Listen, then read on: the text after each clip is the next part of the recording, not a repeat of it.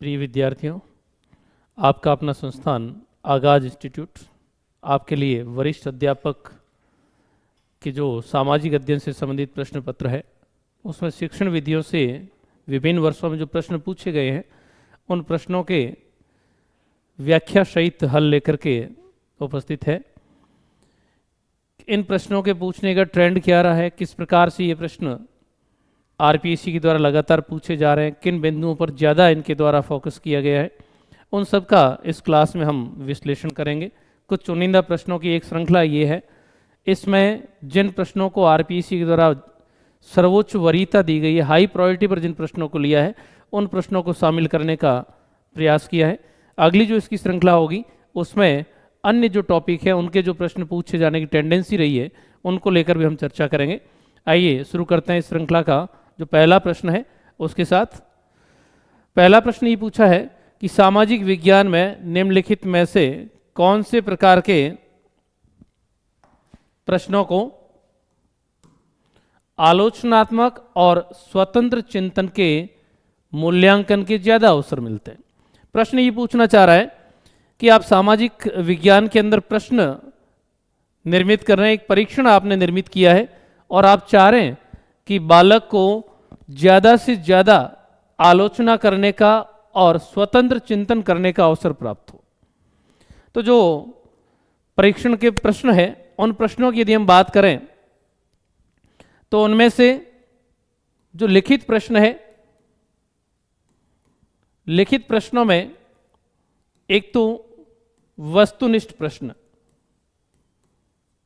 वस्तुनिष्ठ यानी जिसको हम multiple choice question MCQ question कहते हैं, एक इस प्रकार के प्रश्न है। दूसरे प्रकार के जो प्रश्न हमारे पास में है वो हमारे पास में है निबंधात्मक।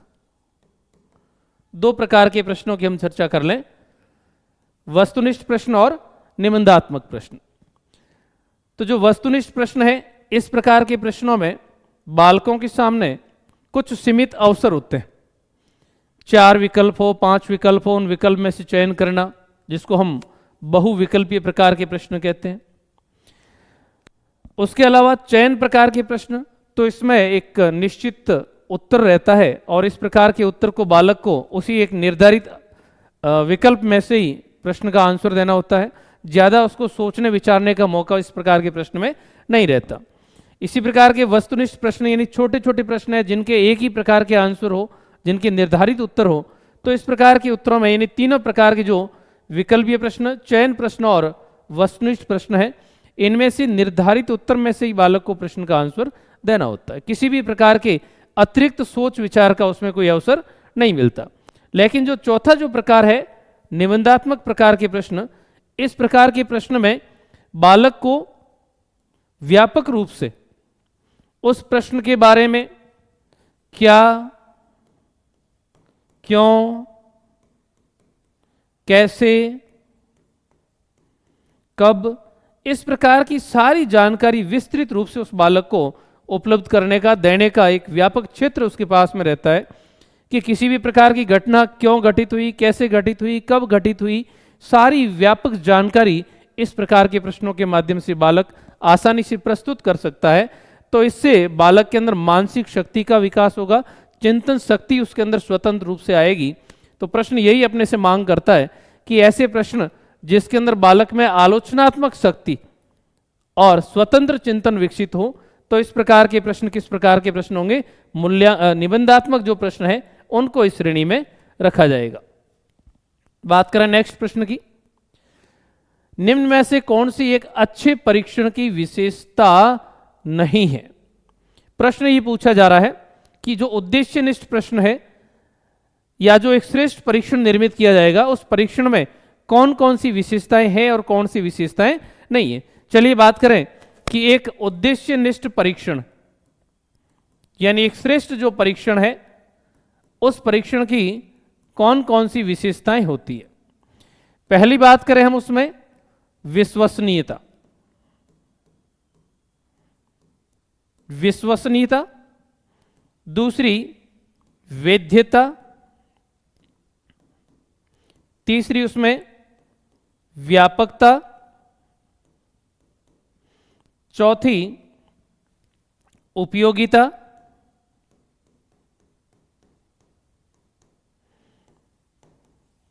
पांचवी विभेदकारिता।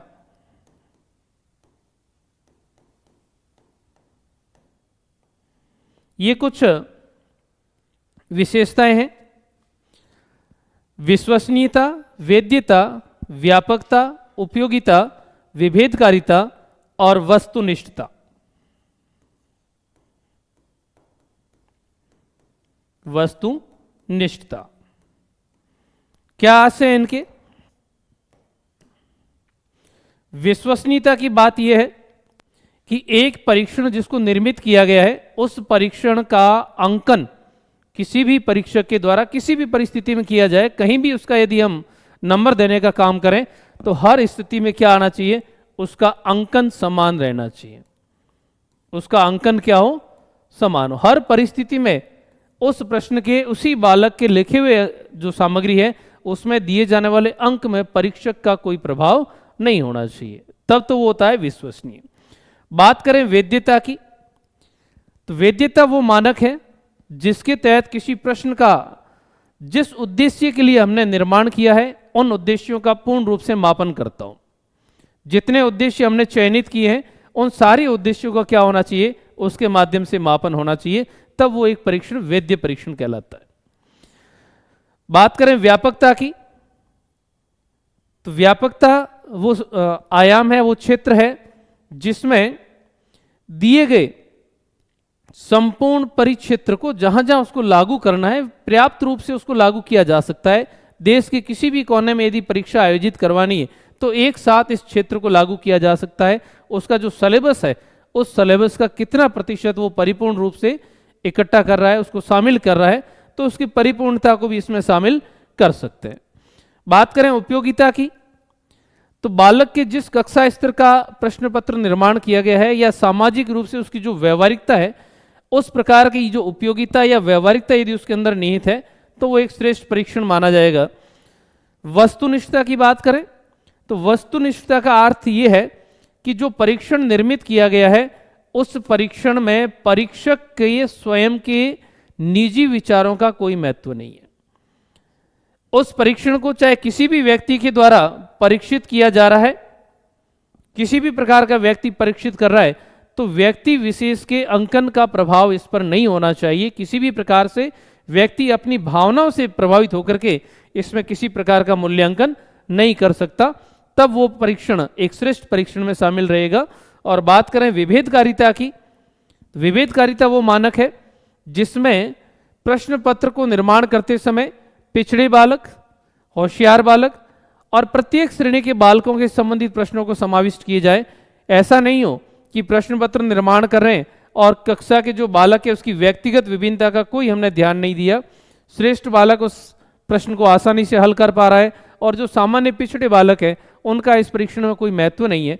तो इस प्रकार से एक श्रेष्ठ या उद्देश्यनिष्ठ परीक्षण की जो विशेषताएं हैं उनमें से विश्वसनीयता, वेद्यता, विभेदकारिता, ये तीन तो एक श्रेष्ठ परीक्षण की विशेषताओं में शामिल है।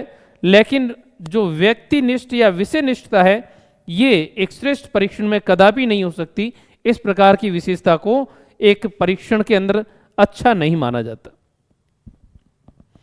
नेक्स्ट बात करें, पाठ योजना से संबंधित है। निम्नलिखित विकल्पों में से पाठ योजना के हर्बर्टियन उपागम, जो हर्बर्ट का उपागम है, इस उपागम की बात की जा रही है कि हर्बर्ट के द्वारा पाठ योजना निर्माण के जो चरण दिए गए हैं उन चरणों में यदि हम बात करें तो उनको प्रयुक्त करने का तार्किक क्रम क्या है। यानी हर्बर्ट का जो उपागम है उसमें प्रश्न या पाठ योजना को जब प्रस्तुत किया जा रहा है तो उसको किस क्रम से रखा जाए। तो क्रम से रखने की बात करें तो सबसे पहले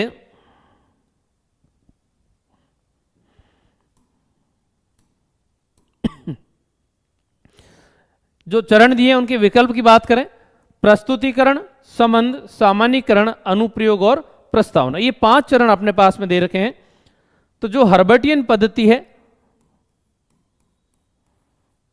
इस हर्बर्टियन पद्धति का विकास J.F. हर्बर्ट के द्वारा किया गया था हर्बर्ट के द्वारा अपनी इस पद्धति में 4 पद प्रयुक्त किए गए थे। 4 पद रखे गए थे। इन 4 पदों में जो पद है प्रस्तावना, सबसे पहला पद हर्बर्ट के द्वारा दिया गया वो पद था प्रस्तावना का। प्रस्तावना के बाद हर्बर्ट के द्वारा दिया गया था वो पद था संबंध। संबंध के बाद में सामान्यीकरण, और सामान्यीकरण के बाद हर्बर्ट के द्वारा दिया गया था अनुप्रयोग। लेकिन हर्बर्ट का एक शिष्य है जिसका नाम है शीलर या जिलर। हर्बर्ट का एक शिष्य है जिसका नाम था शीलर या जिलर। ये व्यक्ति हर्बर्ट के इस वर्गीकरण से संतुष्ट नहीं थे, तो उन्होंने क्या किया, इस पहले पद को, प्रस्तावना पद को 2 भागों में बांट दिया। इसके 2 भाग कर दिए। पहला पद तो प्रस्तावना रखा, और जो दूसरा पद था उस पद का नाम इन्होंने प्रस्तुतिकरण कर दिया। प्रस्तुतिकरण।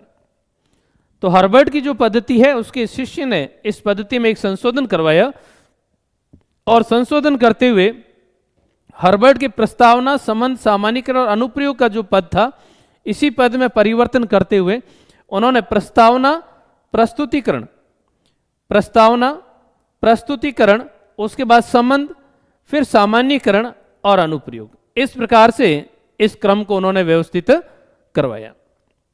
तो ये जो क्रम था, इस क्रम में हर्बर्ट की पद्धति का क्या किया गया, उनके शिष्य शीलर के द्वारा परिवर्तन किया गया, और इस परिवर्तन का जो अर्थ निकला उस अर्थ में क्या किया गया, सबसे पहले प्रस्तावना, फिर प्रस्तुतिकरण, फिर संबंध, सामान्यीकरण और अनुप्रयोग। तो वर्तमान में जो हर्बर्टीय पंचपदीय पदी है, ये पदी इनके शिष्य शीलर या जिलर के द्वारा परिष्कृत की गई है, और इस पद्धति में इस प्रकार से इन क्रमों को व्यवस्थित किया गया है। नेक्स्ट बात करें, इकाई योजना की विशेषताएं नहीं है। इकाई योजना की विशेषताएं नहीं है, इसके बारे में पूछा जा रहा है। तो सबसे पहले, इकाई योजना में उद्देश्यों की समग्रता की दृष्टि तैयार की जाती है। तो देखिए, जब इकाई योजना की बात करेंगे तो इकाई योजना हमेशा संपूर्णता को प्रदर्शित करती है। इकाई योजना एक संपूर्णता की योजना होती है, जिसको समावेशी या एकीकृत योजना भी कहा जाता है। समावेशी या एकीकृत योजना। तो इसका अर्थ यह है कि इकाई योजना में जिन भी सिद्धांतों की बात करेंगे वो अपने आप पूर्णता की बात करेगा, यानी गेस्टाल्टवाद के जो सिद्धांत है वो इकाई योजना में लागू होते हैं। उस दृष्टि से हम बात करें तो ये कह रहा है कि कौन सी इकाई योजना की विशेषता नहीं है। तो विशेषता नहीं है, उसका चयन करना है। तो देखिए, बात कीजिए कि इकाई योजना के उद्देश्यों में समग्रता की दृष्टि से तैयार किया जाता है, तो गेस्टाल्टवाद का अनुपालन हो रहा है, समग्रता का पालन होगा। दूसरी बात करें, इकाई योजना में विभिन्न पाठों की विषय वस्तु को समग्रता की दृष्टि से व्यवस्थित किया जा रहा है, ये बात भी ठीक है। इकाई योजना में अंश से पूर्ण के सिद्धांत, जब बात गेस्टाल्टवाद की कर रहे हैं तो इसका विपरीत संपूर्ण से अंश की ओर होना चाहिए, संपूर्ण से अंश की ओर। और बात करें इकाई योजना में संश्लेषण से विश्लेषण की ओर जाया जाता है, तो ये भी कथन ठीक है। तो इस दृष्टि से जो सी ऑप्शन है कि इकाई योजना में अंश से संपूर्ण के सिद्धांत का पालन किया जाता है, इसके विपरीत इकाई योजना संपूर्ण से अंश की ओर होनी चाहिए, तो इनमें से इकाई योजना की विशेषता नहीं है। सी ऑप्शन जो है वो इसका आंसर होगा। नेक्स्ट बात करें, निबंधात्मक प्रश्नों के लिए कौन सी बात सही है। निबंधात्मक प्रश्न जिसके भी हम चर्चा कर रहे थे कि निबंधात्मक प्रश्न के अंदर अभिव्यक्ति की पूर्ण अवसर मिलते हैं, वस्तुनिष्ठता, तो ये बात जो वस्तुनिष्ठ यानी चयनात्मक प्रश्न है, जिसको हम मल्टीपल चॉइस क्वेश्चन MCQ के टाइप में रखते हैं, उस प्रकार के प्रश्नों में वस्तुनिष्ठता पाई जाती है। निबंधात्मक प्रश्न में लिखे गए उत्तर का जो मूल्यांकन किया जाता है, अंकन किया जाता है, उसमें वस्तुनिष्ठता की कुछ कमी रहती है। लेखन कौशल का मूल्यांकन, तो जब बालक के सामने मुक्त लेखन का अवसर होता है, बालक स्वतंत्र रूप से लेखन कार्य कर सकता है, अपने विचारों को अभिव्यक्त कर सकता है, तो उस स्थिति में बालक को लेखन कौशल का पूर्ण अवसर मिलता है, उसका मूल्यांकन किया जा सकता है। और चौथा जो स्टेप अपने पास में है, विश्वसनीयता, तो जिस प्रश्न का अंकन बालक के द्वारा लिखित रूप में किया जा रहा है, जिसके लेखन की कोई निर्धारित सीमा नहीं है कि उत्तर का लेखन करते समय किन किन बिंदुओं को शामिल किया जाएगा या मूल्यांकन करते समय किन बिंदुओं को आधार बनाया जाएगा, इस प्रकार की कोई भी स्थिति अपने पास में स्पष्ट नहीं है, तो उस स्थिति में जो विश्वसनीयता का पैमाना है, जिसमें हमने अभी बात की कि किसी भी प्रकार के अंकन के अंदर भिन्नता नहीं आनी चाहिए, तो लिखी गई बात को जब व्यक्ति जांचता है, परखता है, तो उस स्थिति में कुछ व्यक्तिनिष्ठता की बातें भी शामिल हो जाती है। तो इस दृष्टि से यदि हम बात करें तो निबंधात्मक परीक्षणों के जो दोष है उसकी बात की जा रही है। अभिव्यक्ति के अवसर भी इसमें पर्याप्त मिलते हैं, ठीक है, ये इसकी विशेषता है, लेकिन वस्तुनिष्ठता इसके अंदर नहीं होती। इस प्रकार के प्रश्नों में वस्तुनिष्ठता का अभाव होता है। लेखन कौशल का पर्याप्त मूल्यांकन इसमें रहता है, और विश्वसनीयता का भी इस प्रश्न के अंदर क्या पाया जाता है, अभाव या कमी पाई जाती है। तो ये दो विशेषताएं जो दूसरे और चौथे ऑप्शन में है, ये निबंधात्मक प्रश्नों के लिए सही नहीं है। तो उस स्थिति में पहला और तीसरा ये दो विकल्प अपने पास बचते हैं कि निबंधात्मक प्रश्नों के अंदर अभिव्यक्ति के अवसर प्राप्त रहते हैं और उसके साथ साथ लेखन कौशल का मूल्यांकन भी इसके तहत किया जा सकता है। तो इस प्रकार से जो सी विकल्प है ये इसमें सही आंसर है। नेक्स्ट बात करें जो प्रश्न है राष्ट्रीय पाठ्यचर्या रूपरेखा 2005 एनसीएफ 2005 को लेकर के ये प्रश्न है। क्या कहता है प्रश्न, माध्यमिक स्तर पर सामाजिक विज्ञान में किसको शामिल करना चाहिए। चलिए बात करें ये जो विकल्प है, इन विकल्पों को छोड़ करके कि जो एनसीएफ 2005 है इसके अंदर कौन कौन से विषय को शामिल करने की बात की गई है। सबसे पहले इतिहास, दूसरा विषय भूगोल, तीसरा अर्थशास्त्र। ये जो तीन विषय हैं ये प्रत्येक एनसीएफ के अंदर शामिल किए गए हैं। प्रत्येक रिपोर्ट, प्रत्येक कमीशन ने इतिहास, भूगोल और अर्थशास्त्र इन तीन विषयों के अध्ययन पर विशेष बल दिया है। लेकिन एनसीएफ 2005 से पूर्व एक विषय चलता था नागरिक शास्त्र, नागरिक शास्त्र। लेकिन एनसीएफ 2005 ने इस नागरिक शास्त्र विषय को हटा करके इसके स्थान पर राजनीति विज्ञान, पॉलिटिकल साइंस जो है उसको लागू करने की अनुशंसा की। तो इस प्रकार से यदि हम बात करें एनसीएफ 2005 के अंदर विषयों की, तो इतिहास, भूगोल, अर्थशास्त्र और राजनीतिक विज्ञान, ये चार विषय इसके अंदर शामिल करने थे। लेकिन आरपीएससी ने जो प्रश्न दिया उसके विकल्प में देखिए इतिहास, भूगोल, समाजशास्त्र, अर्थशास्त्र, लेकिन यहां जो विषय है इसके स्थान पर राजनीति शास्त्र, कौन सा विषय, राजनीति शास्त्र होना चाहिए था। जैसे इस विषय में दिया इतिहास, भूगोल, समाजशास्त्र, राजनीति शास्त्र, तो इसमें से समाजशास्त्र विषय भी नहीं था, मानव विज्ञान भी इसमें से शामिल नहीं था। अब यदि ऑप्शन देखें तो इतिहास, भूगोल, राजनीति विज्ञान और अर्थशास्त्र ये एनसीएफ 2005 के द्वारा सुझाए गए थे। इस प्रश्न को हालांकि आरपीएससी के द्वारा डिलीट कर दिया गया था, लेकिन भविष्य में यदि इस प्रकार का प्रश्न पूछे जाने की गुंजाइश बने तो हमें ये ध्यान रखना है कि एनसीएफ 2005 में नागरिक शास्त्र के स्थान पर, नागरिक शास्त्र के स्थान पर जो पॉलिटिकल साइंस है, राजनीतिक विज्ञान, इस विषय को रखे जाने की अनुशंसा की गई है।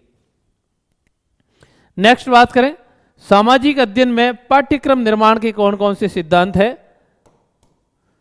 पाठ्यक्रम निर्माण के सिद्धांत।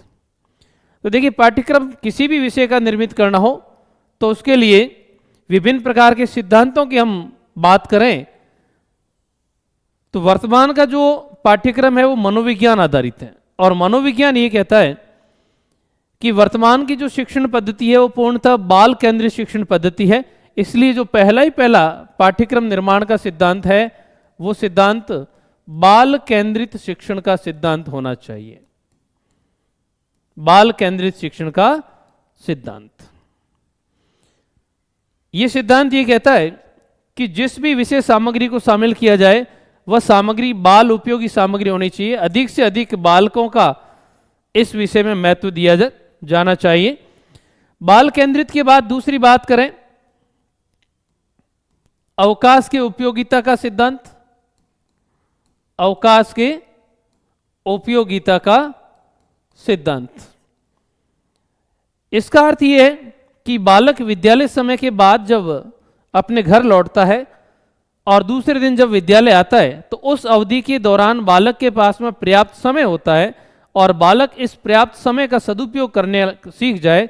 इसलिए पाठ्यक्रम में क्या किया जाए कि कुछ ऐसे विषय रखे जाएं जिसको बालक अपने घर लौटने के बाद आराम से उसको कर सकता है। तो अवकाश की उपयोगिता का सिद्धांत। तीसरी बात करें, बाल केंद्रित सिद्धांत, अवकाश का सिद्धांत, समुदाय का सिद्धांत। समुदाय का सिद्धांत यानी बालक अपने समुदाय से, अपने समाज से जुड़ा रहता है। तो पाठ्य विषय में ऐसे सिद्धांतों को शामिल किया जाए कि बालक अपने समुदाय की गतिविधियों को क्या करे, सीख सके। उसके अलावा बालक की रुचि, बालक की रुचि का भी महत्व होना चाहिए कि पाठ्यक्रम में ऐसे विषय वस्तुओं को, ऐसे बिंदुओं को रखा जाए जिन बिंदुओं का बालक अपनी रुचि के अनुसार सीखने का प्रयास करे। बालक इन काम को सीखे, आसानी से सीखे, बालक के अंदर उसमें सीखने की भावना जागृत हो, रुचि उसकी बढ़ जाए। तो इस प्रकार की कुछ विषय वस्तु को उसमें शामिल करना चाहिए। इसके अलावा जीवन केंद्रित,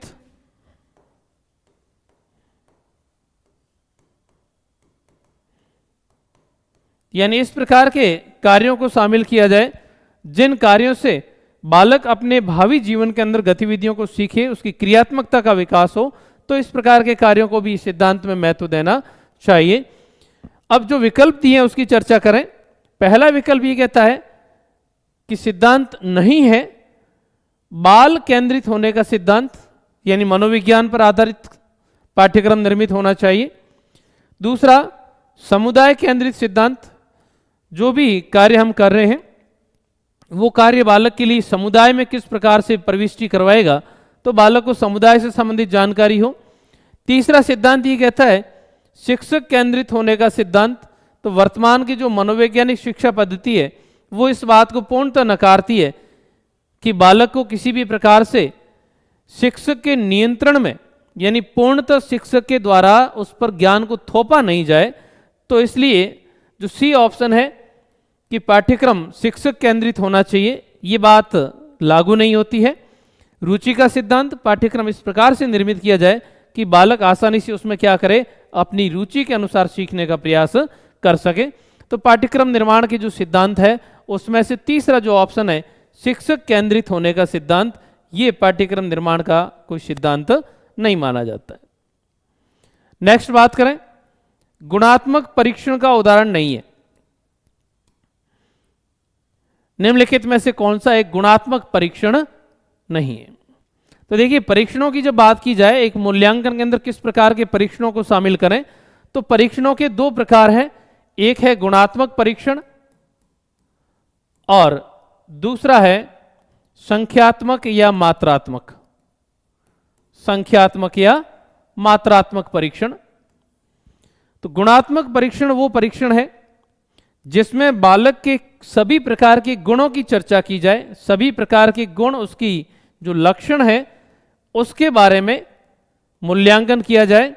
तो इस प्रकार के परीक्षण गुणात्मक परीक्षण कहलाएंगे।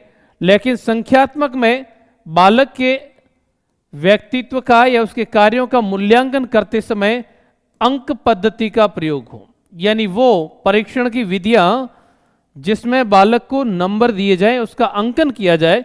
तो इस प्रकार की जो विधियां हैं वो हमारे पास में संख्यात्मक मापन कहलाएगी। अब जैसे बात की जाए संचयी आलेख, एनेक्डोटल, अवलोकन और लिखित परीक्षण।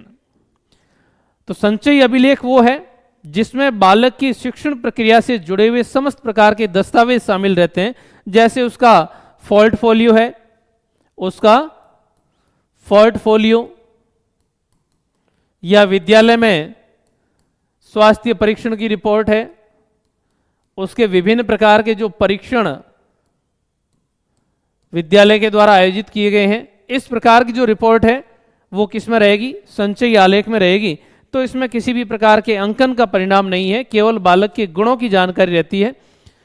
एनेक्डोटल यानी कथावृत, बालक के जीवन से जुड़ी हुई जो प्राचीन या पुरानी घटनाएं हैं उन घटनाओं का विवरण, बालक के संबंध में जो भी जानकारी अपने पास में पूर्व रूप में उपलब्ध है, एक कथा के रूप में, एक संग्रह के रूप में, उसको एनेक्डोटल अभिलेख कहा जाएगा। अवलोकन या निरीक्षण जो विधि है, इस विधि में निरीक्षणकर्ता के द्वारा या अवलोकनकर्ता के द्वारा बालक का उसके साथ सहभागी होकर के या असहभागी रह करके उसका मूल्यांकन किया जाता है। तो इसमें भी किसी प्रकार के अंकन पद्धति का प्रयोग नहीं है।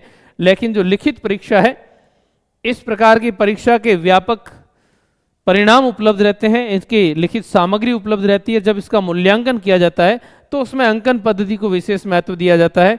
ये एक प्रकार की संख्यात्मक परीक्षा प्रणाली है। तो इस प्रश्न का जो सही विकल्प है वो डी ऑप्शन है, लिखित परीक्षा। नेक्स्ट बात करें, निदानात्मक परीक्षण क्या होता है? सामाजिक विज्ञान में निदानात्मक परीक्षण को किसको समझने में सहायक माना जाता है? तो निदानात्मक परीक्षण देखिए, निदानात्मक परीक्षण, डायग्नोस्ट टेस्ट, जब बालक शिक्षण की प्रक्रिया में मौजूद है, क्योंकि हम बात कर रहे हैं सामाजिक अध्ययन के शिक्षण की, तो शिक्षण के दौरान यानी अधिगम के दौरान बालक को जो कठिनाइयां महसूस होती है, अधिगम की जो कठिनाइयां हैं, बालक एक सामान्य कक्षा में अपना जो निष्पत्ति है या अपना जो परफॉर्मेंस है वो दे नहीं पा रहा है, बालक किसी कारण से पिछड़ता जा रहा है। तो सामान्य परिस्थिति में जब सामान्य कक्षा शिक्षण करवाया जा रहा है, कक्षा शिक्षण के दौरान अन्य बालकों की तुलना में वो बालक अपने परिणाम को देते वक्त पिछड़ता है। तो ऐसे बालक के पिछड़ने के जो कारण है, उन कारणों को ज्ञात करने के लिए हम किसका उपयोग करते हैं? निदानात्मक परीक्षण का उपयोग करते हैं। तो विकल्प देखिए, अधिगम कठिनाइयां जिनका एक विद्यार्थी सामाजिक विज्ञान में सामना करता है, प्रकरण का वह भाग जो विद्यार्थी याद नहीं कर सका, पुनरावर्ती कार्य किस प्रकार उसके विद्यार्थियों की सहायता करता है, और उसके विद्यार्थी कितने बुद्धिमान हैं। तो यहां यह कहा गया है कि सामाजिक विज्ञान में निदानात्मक परीक्षण किस बात को समझने में सहायक है। तो बात हमारे पास जो लिखी है, सामाजिक अधिगम, अधिगम की कठिनाइयां जिनका एक विद्यार्थी सामाजिक विज्ञान में सामना करता है, यानी सामाजिक विज्ञान के शिक्षण के दौरान एक बालक जिन जिन कठिनाइयों का सामना करता है उसकी चर्चा हो रही है। या किसी प्रकरण का वह भाग जो विद्यार्थी याद नहीं कर पा रहा, यानी बालक के याद करने की क्षमता नहीं है। या पुनरावर्ती कार्य किस प्रकार से उसकी सहायता करते हैं, या विद्यार्थी कितने बुद्धिमान है। तो बुद्धिमान मापने का यहाँ कोई औचित्य नहीं है। यहाँ तो बात ये की जा रही है कि अधिगम की कठिनाइयों के दौरान, एक अधिगम की कठिनाइयों के दौरान एक विद्यार्थी सामाजिक अध्ययन में जिनका सामना कर रहा है, उससे समझने के लिए निदानात्मक परीक्षण का आयोजन किया जाएगा। यानी सामाजिक अध्ययन शिक्षण के दौरान बालक जिन जिन कठिनाइयों का सामना करता है, उन कठिनाइयों का निवारण करना निदानात्मक परीक्षण कहलाएगा। नेक्स्ट बात करें, उपचारात्मक शिक्षण, तो ये जो निदानात्मक परीक्षण था उसके निर्माण पर ही आधारित प्रश्न है। अगली जो कड़ी है, जिन बालकों का शिक्षण की प्रक्रिया के दौरान, जिन बालकों का शिक्षण की प्रक्रिया के दौरान विभिन्न कठिनाइयों के लिए चयन किया गया है, उन कठिनाइयों का निवारण करना, उन कठिनाइयों का निवारण करना। एक बालक शिक्षण अधिगम के दौरान बहुत सारी कठिनाइयां महसूस कर रहा है, तो हमने उन कठिनाइयों का क्या किया, उन कठिनाइयों का चयन किया और एक निदानात्मक परीक्षण के माध्यम से यह तय किया कि बालक को शिक्षण अधिगम में इन कठिनाइयों का सामना करना पड़ रहा है। तो जिन शिक्षण अधिगम कठिनाइयों का सामना करना पड़ रहा है, उन्हीं कठिनाइयों का हम क्या करेंगे, निवारण करने का प्रयास करेंगे। और ये जो निवारण का तरीका है, ये उपचारात्मक शिक्षण कहलाएगा। यानी शिक्षण अधिगम के दौरान, शिक्षण के अधिगम के दौरान जिन जिन कठिनाइयों का बालक को सामना करना पड़ता है, उन कठिनाइयों का निवारण करना उपचारात्मक शिक्षण कहलाएगा। तो निम्नलिखित में से किसके लिए एक उपचारात्मक शिक्षण किया जाएगा? पहली बात यह कह रहा है कि निर्धन परिवार के बालक, भाई परिवार किसी भी प्रकार के हो, उपचारात्मक शिक्षण यदि आवश्यकता है तो उस सभी प्रकार के परिवार होंगे, चाहे वो संपन्न है चाहे निर्धन है। ग्रामीण पृष्ठभूमि, तो ग्रामीण शहरी पृष्ठभूमि का यहाँ कोई उल्लेख नहीं है। असक्षम बालक, तो असक्षम बालक का भी कोई औचित्य नहीं है। अधिगम कठिनाई महसूस करने वाला निर्धन परिवार का बालक हो सकता है, संपन्न परिवार का हो सकता है, ग्रामीण हो सकता है, शहरी हो सकता है, असक्षम और सामान्य बालक भी इसमें शामिल हो सकता है। लेकिन जो सबसे महत्वपूर्ण बात है वो ये है कि कोई भी शिक्षार्थी जो सामान्य कक्षा की कक्षीय पद्धतियों के प्रति प्रतिक्रिया व्यक्त नहीं कर सकता, ऐसे बालकों का उपचारात्मक शिक्षण किया जाता है। नेक्स्ट प्रश्न की बात करें, एनसीएफ 2005 की बात है कि जो एनसीएफ 2005 है, एनसीएफ 2005 माध्यमिक स्तर की कक्षाओं पर सामाजिक अध्ययन शिक्षण के जो उद्देश्य है उसकी चर्चा की जा रही है कि एनसीएफ 2005 निम्न में से कौन से माध्यमिक स्तर पर सामाजिक विज्ञान शिक्षण के उद्देश्य को व्यक्त नहीं करता है। एनसीएफ 2005 में माध्यमिक स्तर, उच्च प्राथमिक स्तर, प्राथमिक स्तर, सभी स्तर के लिए अलग अलग शिक्षण उद्देश्यों का निर्धारण किया गया है। बात यहां की जा रही है कि सामाजिक अध्ययन का शिक्षण माध्यमिक स्तर पर जो करवाया जाएगा उसका उद्देश्य क्या है, और इनमें से वो कौन सा उद्देश्य है जिसको सामाजिक अध्ययन के लिए एनसीएफ के द्वारा अधिकृत नहीं किया गया। आर्थिक और सामाजिक परिवर्तन की प्रक्रियाओं को समझना, आर्थिक और सामाजिक परिवर्तन की प्रक्रियाओं को समझना, ठीक है।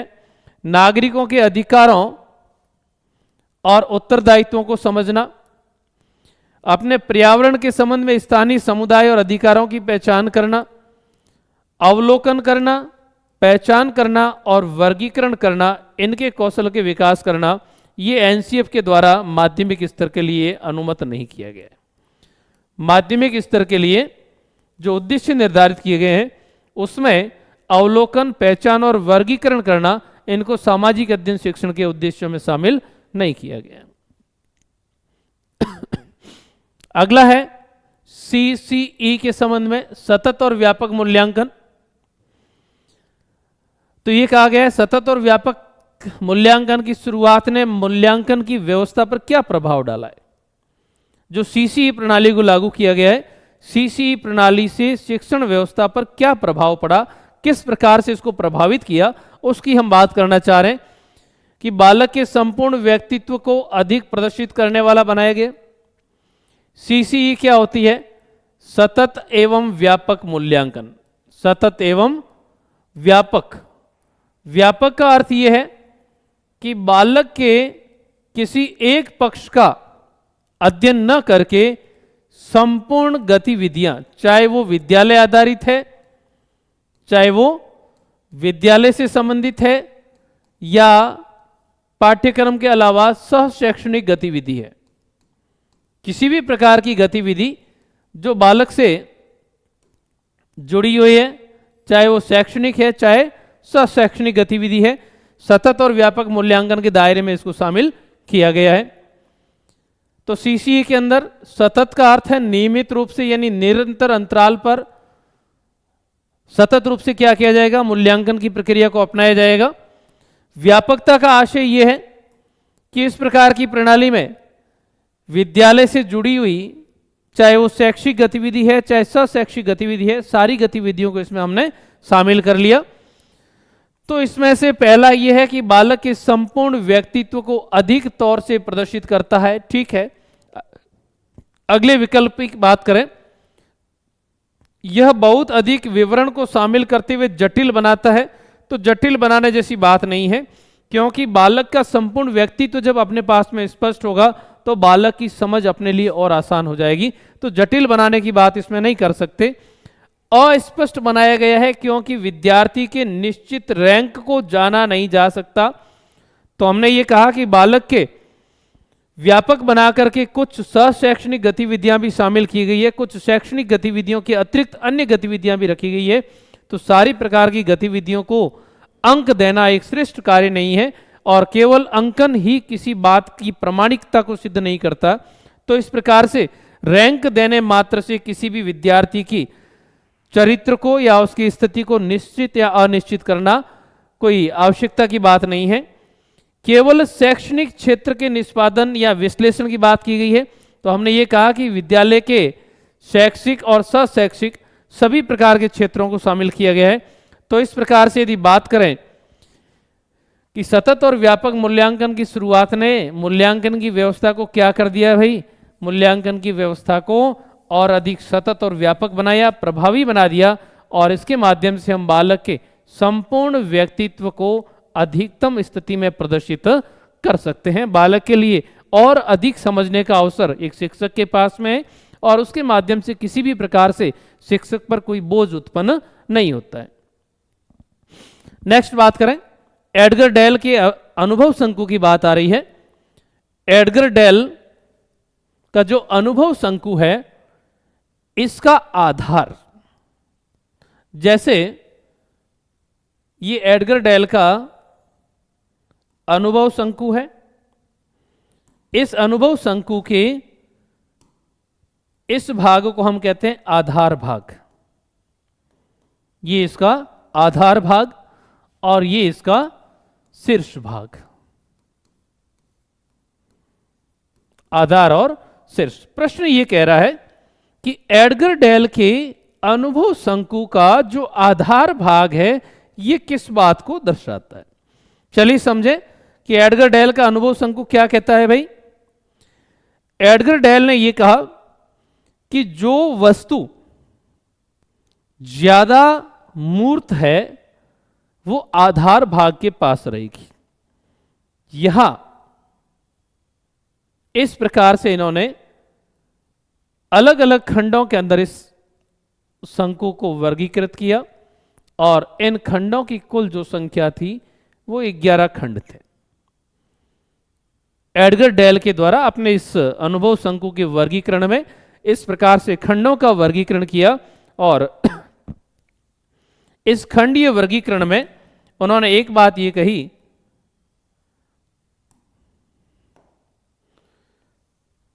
कि इसका जो आधार भाग है, इसका जो आधार भाग है, ये आधार भाग पर ठोस वस्तुओं को रखा जाएगा, ठोस विचारों को।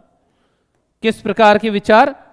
ठोस या जो मूर्त विचार है उसको आधार भाग में रखा जाएगा, और शेष जो विचार है उनको इस प्रकार से शीर्ष की ओर ले जाया जाएगा। अमूर्त विचार शीर्ष पर रहेंगे, जबकि जो मूर्त विचार है, जो ठोस विचार है, जिसके बारे में आसानी से ज्ञान किया जा सकता है, जिसके बारे में अधिकतम इंद्रियां सक्रिय रह करके अनुभव प्राप्त कर सकती है, उनको आधार स्थल पर रखा जाएगा। यानी जो हमारे प्रत्यक्ष अनुभव है, जिसको आसानी से हम नजर लगा सकते हैं, देख सकते हैं, वो तो आधार की ओर रहेंगे, और जिसको देखने के लिए हमें ज्यादा चिंतन शक्ति की आवश्यकता होगी, तार्किक जो विचार होंगे वो रहेंगे शीर्ष की ओर। तार्किक या मानसिक शक्ति की आवश्यकता जहां अधिक है उसको शीर्ष भाग में रखेंगे, और वो विचार जो हमारे सामने प्रत्यक्ष है, जिसको इंद्रियां आसानी से देख पा रही है, ठोस जो विचार है, वो हमारे आधार की ओर रहेंगे। प्रश्न क्या कहता है, देखिए, एडगर डेल के अनुभव शंकु में आधार किसको प्रदर्शित करता है? पहली बात है दृश्य प्रतीकों को, यानी ऐसे प्रतीक जो केवल दिखाई दे रहे हैं। दूसरा है शाब्दिक प्रतीक, तीसरा प्रत्यक्ष और प्रयोजनशील अनुभव, और चौथा है नाट्य भागीदारी को। तो अब इसमें से देखिए, यदि इसको हम अमूर्तता की डिग्री प्रदान करें, इसके अंदर अमूर्त और मूर्त की मात्रा के हिसाब से वर्गीकरण करें, तो जो प्रत्यक्ष और प्रयोजनशील अनुभव है ये सर्वाधिक मूर्त है इन प्रश्नों में।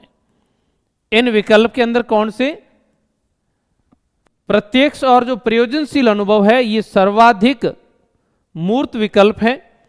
फिर इसके बाद दूसरी बात करें तो नाट्य भागीदारी, ये दूसरे अंक पर रहना चाहिए। फिर दृश्य प्रतीक, ये तीसरे स्थान पर होना चाहिए, और शाब्दिक प्रतीक इसमें शीर्ष पर रहना चाहिए। तो अनुभव शंकु का ये जो अर्थ है, यदि इन सारे विकल्पों को इस अनुभव शंकु के अंदर लाया जाए तो सबसे आधार तल पर प्रत्यक्ष और प्रयोजनशील अनुभव होने चाहिए। उसके बाद नाट्य भागीदारी, नाट्य भागीदारी के बाद में दृश्य प्रतिबिंब, और दृश्य प्रतिबिंब के बाद शाब्दिक प्रतिबिंब। यदि इसी प्रश्न को इस प्रकार से पूछा जाए कि एडगर डेल के अनुभव शंकु के शीर्ष पर निम्न में से किसको दर्शाया जा सकता है, तो शाब्दिक प्रतीक जो रहेंगे वो शीर्ष भाग पर रहेंगे। प्रत्यक्ष और प्रयोजनशील जो अनुभव है वो हमारे इसके आधार भाग पर रहेंगे। निम्न में से श्रव्य दृश्य सामग्री में कौन सी चीज शामिल नहीं? दोनों बात है भाई, श्रव्य भी होनी चाहिए और साथ साथ में उसका दृश्य गुण भी होना चाहिए। तो बात करें दूरदर्शन की, डॉक्यूमेंट्री फिल्म, वीडियो टेप और टेप रिकॉर्डर, चार ऑप्शन जो है। दूरदर्शन के अंदर चित्र को देखा भी जा सकता है, ध्वनि सुनी जा सकती है, तो श्रव्य दृश्य है ही। डॉक्यूमेंट्री फिल्म क्या होती है? ये एक निश्चित अवधि की, जैसे 30-35 मिनट की लघु फिल्में होती है जो किसी उद्देश्य विशेष पर आधारित, किसी व्यक्ति विशेष या किसी घटना विशेष पर आधारित होती है। तो ये भी किसी फिल्म का एक छोटा सा पार्ट है जिसके अंदर एक निश्चित अवधि होती है और इसका जो उद्देश्य है वो उद्देश्य निर्धारित होता है। ये भी श्रव्य दृश्य सामग्री है। वीडियो टैप, तो जो वीडियो कैसेट आधारित है जिसके अंदर ध्वनि और चित्र दोनों को प्रदर्शित किया जा सकता है। लेकिन टैप रिकॉर्डर वो उपकरण है जो केवल आवाज को क्या करता है, आवाज को रिकॉर्ड करता है और उसी रिकॉर्ड की गई आवाज को वो क्या करेगा, पुनरुत्पादित करेगा। तो इसके द्वारा केवल ध्वनि का रिकॉर्ड करना और उस ध्वनि को ही वापस उत्पादित करना, दो कार्य किए जाते हैं। तो इसके अंदर केवल और केवल श्रव्य सामग्री की विशेषताएं हैं। तो टैप रिकॉर्डर दृश्य और श्रव्य सामग्री में शामिल नहीं है। नेक्स्ट बात करें, कुछ अनुदेशन सहायक सामग्रियां दी गई है, इनकी प्रकृति को निश्चित कीजिए और ये दिए गए कोड में से चयन कीजिए। अपने सामने तीन चीजें लिखी है, श्यामपट, कंप्यूटर और पावर पॉइंट प्रेजेंटेशन, जिसको हम पीपीटी कहते हैं। तो हमें यह प्रकृति का चयन करके बताना है कि दी गई जो सहायक सामग्री है वो सहायक सामग्री किस श्रेणी की है। तो श्रेणी के अंदर दो बातें हमारे पास में है, एक सॉफ्टवेयर है और दूसरी हार्डवेयर। कोमल और कठोर उपागम, कोमल और कठोर, तो वे सामग्रियां जिसको हम आसानी से स्पर्श कर सकते हैं, यानी जिसका भौतिक रूप होता है, उसको हम कठोर यानी हार्डवेयर में शामिल करते हैं। वो सामग्रियां जिसको आसानी से प्रयोज्य के द्वारा, प्रयोक्ता के द्वारा स्पर्श किया जा सकता है, छुआ जा सकता है, उसको हाथ में लिया जा सकता है, तो उसको हम हार्डवेयर में शामिल करेंगे। और ऐसी सामग्री जिसका केवल किसी माध्यम से दृश्य किया जा सकता है, जिसको स्पर्श करना संभव नहीं हो, जैसे आपके सामने ये डिजिटल बोर्ड है, तो तो इस डिजिटल बोर्ड में जो प्रश्न है ये पीपीटी के द्वारा प्रदर्शित हो रहे हैं। ये किसके द्वारा है? ये पावर पॉइंट प्रेजेंटेशन का एक सिंपल सा उदाहरण है। तो इस प्रकार की जो पीपीटी, इसके अंदर जो प्रश्न है, इन प्रश्नों को हम केवल देख सकते हैं, और इस पर जो बोर्ड बना हुआ है ये बोर्ड हार्डवेयर है, जबकि इसके अंदर काम आने वाली सामग्री वो क्या है? इसकी सॉफ्टवेयर है। इसके साथ जुड़ा है कंप्यूटर। तो कंप्यूटर एक भौतिक उपकरण है, इसको आसानी से छुआ और देखा जा सकता है। श्यामपट्ट, तो जो बोर्ड होता है श्यामपट्ट, ब्लैक बोर्ड जिसको हम कह रहे हैं, तो ब्लैक बोर्ड भी वो साधन है जिसको आसानी से स्पर्श किया जा सकता है, कोई बड़ी बात नहीं है। तो श्यामपट्ट और कंप्यूटर ये दोनों अपने पास में कठोर उपागम है। तो 1 और 2 तो कठोर शिल्प है, जबकि तीसरा पावर पॉइंट प्रेजेंटेशन किस प्रकार का है? कोमल शिल्प का उदाहरण है। नेक्स्ट बात करें, परियोजना को पूर्ण करने के सोपानों को अव्यवस्थित रूप से प्रदर्शित किया गया है, इनको व्यवस्थित रूप देना है। तो देखिए, जो परियोजना विधि है,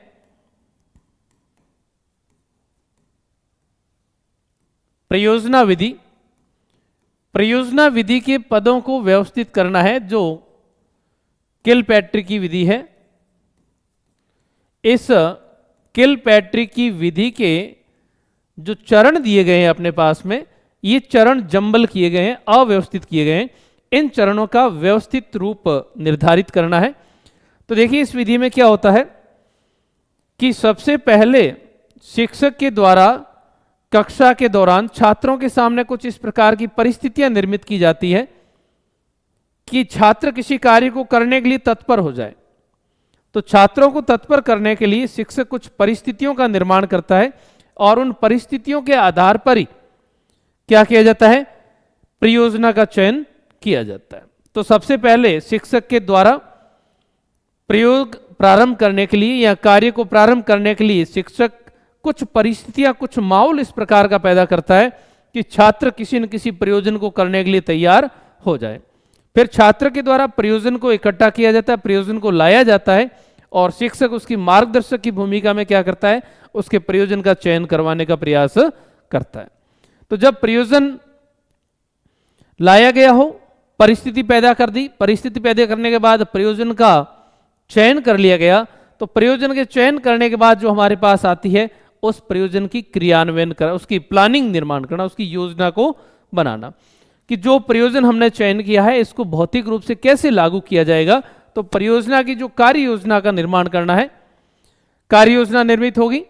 तो यदि इनमें से क्रम देखें तो सबसे पहले जो काम होता है वो परिस्थिति निर्माण का काम होता है। कौन सा कार्य सबसे पहले किया जाएगा? 1 नंबर पर जो कार्य होगा, परिस्थिति निर्माण करना। परिस्थिति निर्माण करने के बाद किस प्रकार का कार्य करना है, तो उसकी परियोजना का चयन करना, ये 2 नंबर पर काम होगा। जब परियोजना चयनित हो जाएगी तो परियोजना चयन करने के बाद उसको लागू करने की जो कार्य योजना है, कार्य योजना का निर्माण किया जाएगा कि किस प्रकार से संपूर्ण क्रिया का आयोजन करना है। जब कार्य योजना निर्मित हो जाएगी तो उसके बाद उस परियोजना को क्या किया जाएगा? लागू किया जाएगा, धरातल पर लाया जाएगा। तो शुरुआत के जो चरण है, परिस्थितियों का निर्माण करना, परिस्थिति निर्माण के बाद प्रयोजन का चयन करना, प्रयोजन चयन करने के बाद उसकी योजना बनाना कि किस कार्य को कौन सा बालक किस तरीके से संपन्न करेगा, किस स्थान पर कार्य योजना की जाएगी, कैसे इसको लागू किया जाएगा। तो ये परियोजना बनाने का कार्य हो गया। परियोजना बनाने के बाद अब उसको वास्तविक रूप से धरातल पर लागू करना। तो परियोजना का जो क्रियान्वयन है वो चौथा स्टेप हमारे पास रहेगा, और जो 5वां स्टेप है वो परियोजना का जो निर्णय हमने किया है, जो उसकी मूल्यांकन हम जो कर रहे हैं, रिपोर्टिंग जो कर रहे हैं, वो इस परियोजना के चरण में आएगी। इसके अलावा भी और चरण और माने जाते हैं जिसमें उसका लेखांकन भी किया जाता है, यानी आने वाले समय के लिए इसका प्रतिवेदन जो है वो निर्मित किया जाता है अंतिम चरण के रूप में। तो ये जो 5 पद अपने सामने दिए गए हैं, इन पदों को यदि हम व्यवस्थित रूप से व्यवस्थित करें तो सबसे पहला जो है, तीसरा जो चरण है, परिस्थिति देना, तो इसमें मात्र एक विकल्प ऐसा हमारे पास है जिसके अंदर सबसे पहले क्या दी जा रही है? परिस्थितियों का चयन किया जा रहा है। तो 3 नंबर आएगा परिस्थिति निर्माण, फिर दूसरा परियोजना का चयन करना, ये 2 नंबर पर रहेगा, फिर परियोजना की योजना बनाना, परियोजना योजना के बाद परियोजना का क्रियान्वयन करना, और सबसे अंत में इन चरणों में से होगा वो परियोजना का निर्माण करना। तो इस प्रकार से इसके जो क्रम है उनकी बात करें तो 3 परियोजना का क्रियान्वयन, उसके बाद परियोजना का परिस्थिति के बाद में चयन के बाद में 1 नंबर का जो चरण है परियोजना की योजना बनाना, योजना बनाने के बाद परियोजना का क्रियान्वयन आएगा, और क्रियान्वयन के बाद आएगा निर्णयन। यानी 3, 2, 1, 5 और 4 ये अपने पास में एक विकल्प है डी। नेक्स्ट बात करें, जो प्रश्न है समाजीकृत अभिलेखी विधि, समाजीकृत अभिव्यक्ति विधि की बात की जा रही है। इस विधि के जो सोपान है, इसके जो चरण है, इन चरणों को सही तार्किक क्रम में व्यवस्थित करना है। समाजीकृत अभिव्यक्ति जो है इस विधि में कौन कौन से चरण प्रयुक्त होंगे उसकी हम बात कर रहे हैं।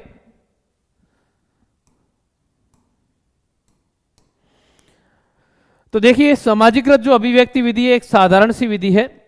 इस विधि के अंदर किसी भी कार्य की सबसे पहले योजना बनाई जाएगी, योजना का निर्माण, योजना का निर्माण करने के बाद उसका किस प्रकार से उसको लागू किया जाएगा। योजना बनी है, बनी गई योजना क्या करना है, उसको क्रियान्वित करना है, क्रियान्वयन करने के बाद जो भी कार्य हम कर रहे हैं उसकी रिपोर्ट बनाई जाती है, उसका प्रतिवेदन तैयार किया जाता है, और प्रतिवेदन तैयार करने के बाद उसका क्या किया जाता है, मूल्यांकन किया जाता है। एक सामान्य सी प्रक्रिया है। जैसे किसी कक्षा में बालक के अंदर समाजीकृत गुणों का विकास करना है, तो उसके लिए कक्षा समूह को 2 भागों के अंदर बांट दिया जाएगा, और दोनों भागों को क्या किया जाएगा, एक विशेष प्रकार की कार्य विधि दी जाएगी, और बालक जो 2 अलग अलग समूह बटे हैं वो अपने में से ही किसी बालक को अपना सभापति नियुक्त करेंगे, और सभापति नियुक्त करके बालक क्या करेंगे, उस समस्या के बारे में, उस कार्य योजना के बारे में अपना सारा का सारा विवरण प्रस्तुत करेंगे। इस दौरान एक बालक को मॉडरेटर बनाया जाएगा, एक बालक को मॉडरेटर घोषित किया जाता है। इस बालक का कार्य इस विधि में यह है कि जो बालक के द्वारा वाद विवाद की प्रक्रियाएं संचालित की जा रही है, किसी कार्य बिंदु पर आपस में डिस्कस कर रहे हैं, चर्चा कर रहे हैं, तो चर्चा अनावश्यक दिशा की ओर परिवर्तित नहीं हो जाए। जिस बिंदु पर चर्चा करनी है उसका जो मुख्य उद्देश्य है उससे यदि विधि में भटकाव हो रहा है तो ये मॉडरेटर वापस उस बिंदु की तरफ पूरी प्रक्रिया को घुमा करके लाने का कार्य करता है। तो ये इसका मुख्य नेतृत्व करता होता है। उसका जो कार्य है योजना निर्माण करना, उसके बाद उसको योजना को व्यवस्थित रूप से लागू करवाना, और लागू करने के बाद ये मॉडरेटर इस प्रक्रिया को देखता रहता है कि जो गतिविधियां हैं वो सही तरीके से संचालित है या नहीं है, और इसी दौरान क्या की जाती है, उसकी रिपोर्ट बना ली जाती है, और बनाई गई रिपोर्ट का फिर क्या किया जाता है, अंत में मूल्यांकन करके ये निष्कर्ष निकाला जाता है कि जिस विधि को हमने लागू किया क्या वो विधि अपने निश्चित उद्देश्यों की ओर जा रही है या नहीं जा रही।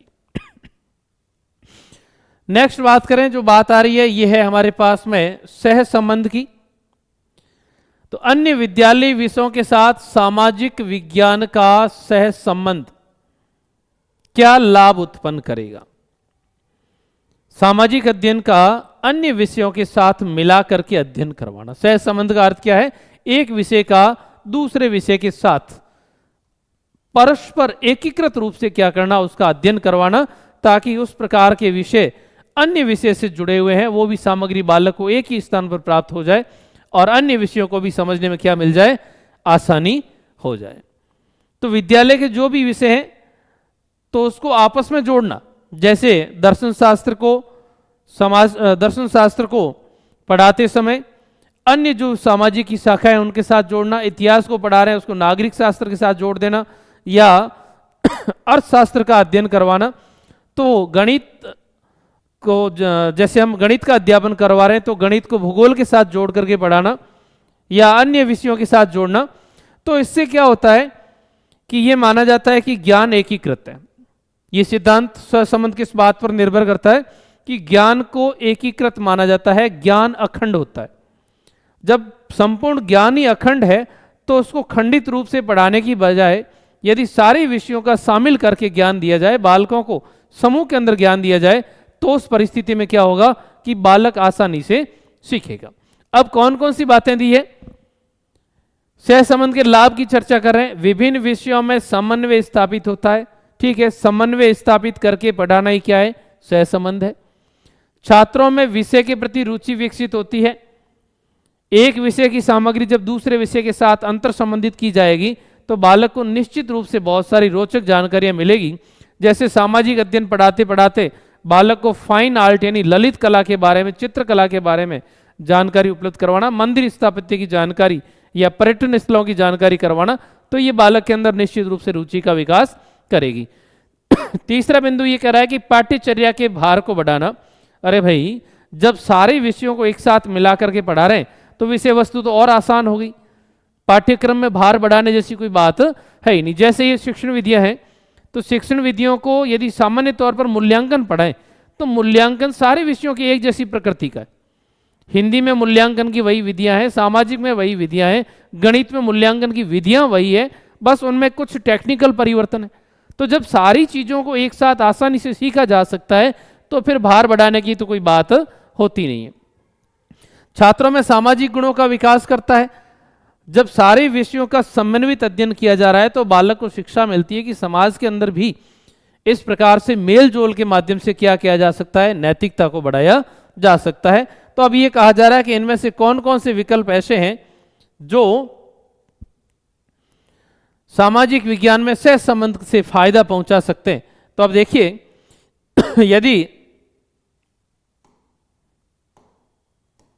तीसरे बात को छोड़ दें, तीसरे बिंदु को हटा दें, तो शेष 1, 2 और 4 ये तीनों जो विशेषताएं हैं ये सहसंबंध को सामाजिक अध्ययन के साथ लागू करने का फायदा बताती है।